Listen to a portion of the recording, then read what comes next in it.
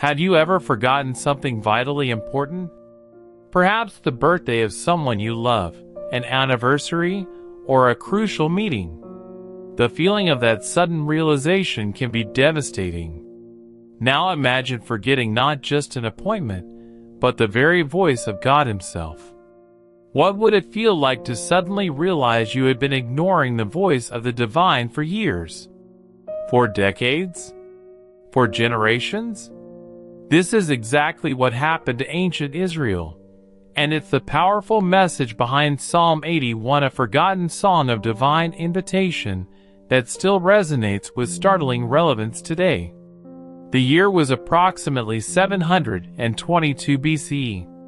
The northern kingdom of Israel was on the brink of catastrophic collapse.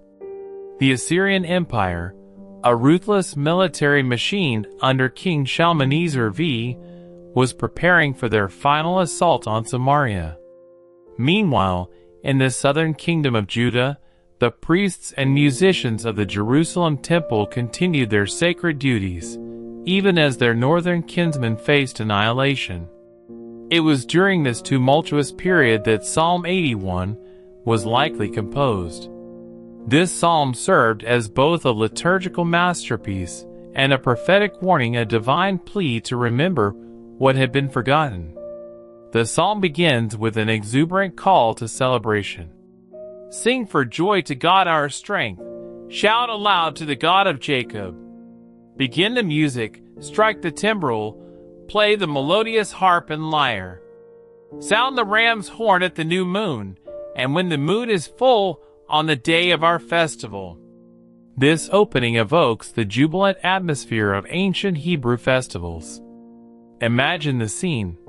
Thousands gathered in Jerusalem, the air filled with the sound of singing, the rhythmic beats of timbrels, ancient tambourines, the melodious tones of harps and lyres, and the distinctive blast of the shofar, the ram's horn trumpet that held deep spiritual significance. The specific festival mentioned is fascinating. Scholars debate whether this refers to the Feast of Trumpets, Rosh Hashanah, Passover, or the Feast of Tabernacles. The mention of the new moon and the day of our festival suggests a connection to the Feast of Tabernacles, which began on the 15th day of the 7th month in the Hebrew calendar, coinciding with the full moon. This festival, established by God through Moses around 1446 BC, commemorated the Israelites' 40 years of wilderness wandering after their miraculous exodus from Egypt. For 7 days, the people would live in temporary shelters, or booths, made of branches, recreating the experience of their ancestors and remembering God's provision during those difficult years. But this psalm isn't merely a festive instruction manual. As we continue reading, we discover it contains the voice of God Himself, speaking directly to His people. This is a decree for Israel, an ordinance of the God of Jacob. He established it as a statute for Joseph when he went out against Egypt, where we heard a language we did not understand. Here, the psalmist connects the festival to Israel's foundational event, the Exodus from Egypt around 1446 BCE. This pivotal moment defined Israel's identity as God's chosen people. The reference to hearing, a language we did not understand, vividly captures the Israelites' alienation in Egypt, where they lived as an oppressed minority for over 4 centuries. The psalm then shifts dramatically, adopting the first-person voice of God. I removed the burden from their shoulders. Their hands were set free from the basket. In your distress you called, and I rescued you. I answered you out of a thundercloud. I tested you at the waters of Meribah. This passage references specific events during the Exodus journey. The burden and basket allude to the forced labor the Israelites endured under Egyptian taskmasters. The thundercloud recalls God's presence on Mount Sinai, where, according to Exodus 19 verses 16 to 19, He descended amid thunder, lightning, and thick clouds around 1445 BCE. The waters of Meribah refers to an incident described in Exodus 17 verses 1 to 7, where the Israelites quarreled with Moses about the lack of water, testing God's patience and provision. Now comes the crucial transition in the psalm. God begins to speak more intimately to his people. "Hear me, my people, and I will warn you. If you would only listen to me, Israel, you shall have no foreign god among you. You shall not worship any god other than me. I am the Lord your God, who brought you up out of Egypt. Open wide your mouth, and I will fill it." This passage echoes the opening of the Ten Commandments, spoken at Sinai around 1445 BCE. The prohibition against idolatry was the foundation of Israel's covenant relationship with God. The metaphor of opening wide one's mouth to be filled by God beautifully captures the divine desire to bless and satisfy his people abundantly. But then comes the heartbreaking revelation: the people had not listened. "But my people would not listen to me. Israel would not submit to me. So I gave them over to their stubborn hearts to follow their own devices."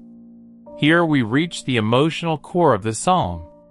Despite God's deliverance, despite his continued provision, despite his clear instructions, the people had chosen to go their own way. This reflects the cyclical pattern of apostasy described throughout the historical books of the Old Testament, particularly in Judges and Kings, spanning roughly from 1380 to 722 BCE. The people's rejection wasn't just disobedience. It was a refusal of relationship, a denial of intimacy with their divine rescuer. And the consequences were severe. The phrase, "I gave them over to their stubborn hearts," reveals that sometimes God's judgment comes not as active punishment, but as a withdrawal, allowing people to experience the natural consequences of their chosen path. Yet even in this moment of divine frustration, the psalm takes a remarkable turn. Rather than ending with judgment, it pivots to yearning and invitation. "If my people would only listen to me, if Israel would only follow my ways, how quickly I would subdue their enemies and turn my hand against their foes. Those who hate the Lord would cringe before him, and their punishment would last forever. But you would be fed with the finest of wheat. With honey from the rock I would satisfy you." This conclusion reveals the heart of God, not vengeful or vindictive, but longing for reconciliation. The blessings described are both practical, military protection, abundant food, and poetic. Honey from the rock suggests unexpected sweetness in the midst of hardship. The historical context makes this plea particularly poignant. As mentioned earlier, this psalm was likely composed around the time of Israel's northern kingdom's fall to Assyria in 722 BCE. The psalmist, perhaps serving in Jerusalem's temple, could see the imminent destruction of their northern kinsmen, a catastrophe that might have been avoided had they remained faithful to their covenant with God. The Assyrian conquest would prove to be one of the most brutal in ancient history. King Sargon II, who completed the conquest begun by Shalmaneser V, deported over 27,000 Israelites according to his own royal inscriptions, scattering them throughout the Assyrian Empire. These became the famous lost tribes of Israel, assimilated into other cultures, and largely lost to history. The southern kingdom of Judah survived this catastrophe, but would face its own reckoning with Babylon about 136 years later in 586 BC, when Jerusalem and its temple were destroyed by Nebuchadnezzar II, and many of the survivors were taken captive to Babylon. What makes Psalm 81 so haunting is its what might have been quality. God outlines an alternative history that never came to pass, one where Israel listened, obeyed, and enjoyed divine protection and provision. It's a divine lament for a relationship that could have flourished but was repeatedly neglected. The structure of the psalm deserves special attention. It follows a pattern common in ancient Near Eastern covenant documents, particularly those between suzerains, powerful kings, and their vassal states. It begins with a historical prologue recounting past benefits, the exodus from Egypt, states the obligations of the relationship, exclusive worship, describes the violation of those terms, Israel's disobedience, and concludes with both consequences and potential restoration. This covenantal structure would have been immediately recognizable to ancient Israelites, who understood their relationship with God in these binding, contractual terms. Covenants weren't merely legal agreements, but sacred bonds, often sealed with ceremonial meals, sacrifices, and oaths. Musically, Psalm 81 contains a fascinating instruction in its superscription. According to Gittith, scholars debate the exact meaning of this term, but it likely refers either to a specific musical instrument from the Philistine city of Gath, a particular melodic pattern, or perhaps a style of performance associated with winepress celebrations, as Gittith shares linguistic roots with Gath, the Hebrew word for winepress. This musical direction suggests Psalm 81 was not merely read but performed, perhaps with accompanying instruments and possibly even choreographed movement. The ancient temple worship experience was multisensory, engaging worshippers through sight, sound, smell, incense, and sacrifices, and sometimes even taste in festival meals. But what relevance does this ancient song of divine invitation have for us today, over 2,700 years after it was written? Perhaps more than we might initially imagine. At its core, Psalm 81 addresses a timeless human tendency, our propensity to forget. We forget our histories, both personal and collective. We forget the sources of our blessings. We forget the wisdom that previous generations paid dearly to learn. And most significantly, we forget the divine voice that continues to call to us.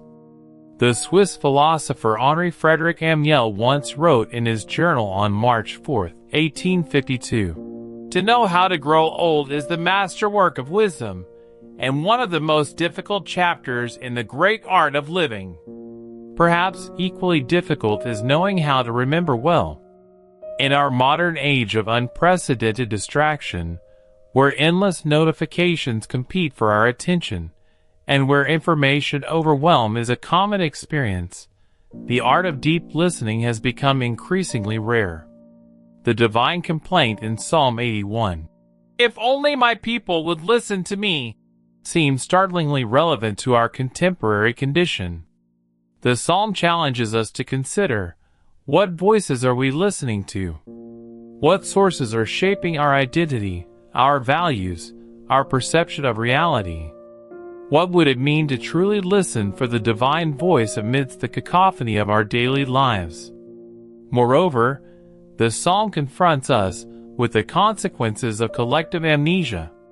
Nations and cultures that forget their foundations, that abandon the wisdom traditions that sustain them, often find themselves vulnerable to the same cycles of decline that ancient Israel experienced. The British philosopher George Santayana famously observed in 1905, "Those who cannot remember the past are condemned to repeat it." Psalm 81 seems to anticipate this insight by nearly 3 millennia, documenting a pattern of forgetting, wandering, suffering, and potential restoration that has repeated throughout human history. Yet the psalm doesn't leave us in despair. Its final verses contain that remarkable invitation to listen again, to return, to open ourselves to divine nourishment. The imagery of being fed with the finest of wheat and satisfied with honey from the rock speaks to a deep human longing for sustenance that goes beyond the merely physical. Recent psychological research has increasingly confirmed what ancient wisdom traditions have long maintained, that humans need meaning as surely as they need food and water. Studies in positive psychology by researchers like Martin Seligman and Viktor Frankl's earlier work on logotherapy have demonstrated that a sense of meaning and purpose is essential for psychological well-being. Could it be that the divine voice in Psalm 81, calling people back to their covenant relationship, is addressing this fundamental human need for meaning and connection? Is the offer of honey from the rock, sweetness from the most unlikely sources of promise that genuine listening to the divine will yield unexpected nourishment for our deepest selves?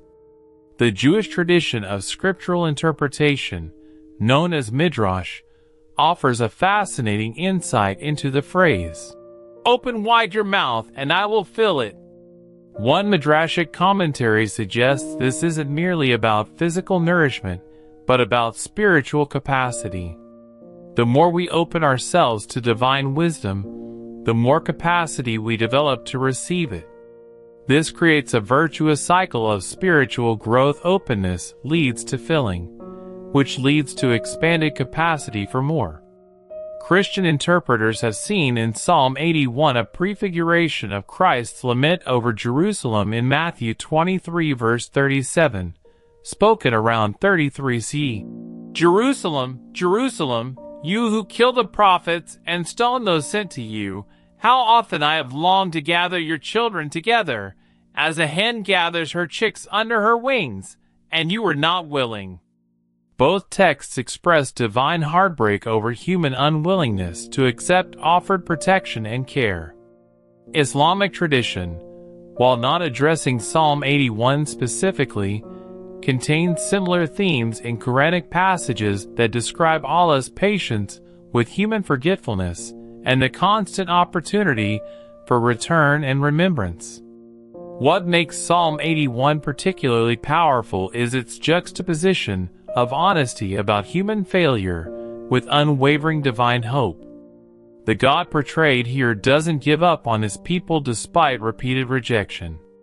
The invitation remains open. The possibility of return is always present. This persistent divine optimism challenges our modern cynicism. In an age where disillusionment is often seen as sophistication, where hope is frequently dismissed as naivety, Psalm 81 presents a divine perspective that refuses to succumb to despair. The contemporary relevance extends beyond individual spiritual life to our collective existence. Modern societies increasingly struggle with questions of common purpose and shared identity. As traditional sources of meaning have eroded, many communities find themselves adrift, lacking the cohesive narratives that once bound them together. Sociologist Robert Bellah and his colleagues, in their landmark 1985 study, Habits of the Heart, documented Americans' difficulty in articulating the moral foundations of their commitments. They found a society rich in individual expression, but impoverished in shared moral language. In the decades since, this trend has only accelerated. Could Psalm 81's call to remember, to listen, to return to foundational wisdom offer a resource for communities seeking renewal? Not necessarily in returning to exact ancient practices, but in recovering the discipline of attentive listening to wisdom traditions, to marginalized voices, to the natural world, and perhaps to the divine voice that might speak through all of these? The Psalm's positioning within the Hebrew Psalter is also significant. As part of Book 3 of the Psalms, Psalms 73 to 89, it belongs to a collection associated with Asaph and his descendants, temple musicians appointed by King David around 1000 BCE. These psalms often deal with national calamity and restoration, reflecting on divine justice in history. Coming after the anguished questioning of Psalm 80, and before the judicial scene of Psalm 82, Psalm 81 offers a crucial explanation for national suffering, not divine abandonment, but human forgetfulness and the subsequent divine giving over of people to their own devices.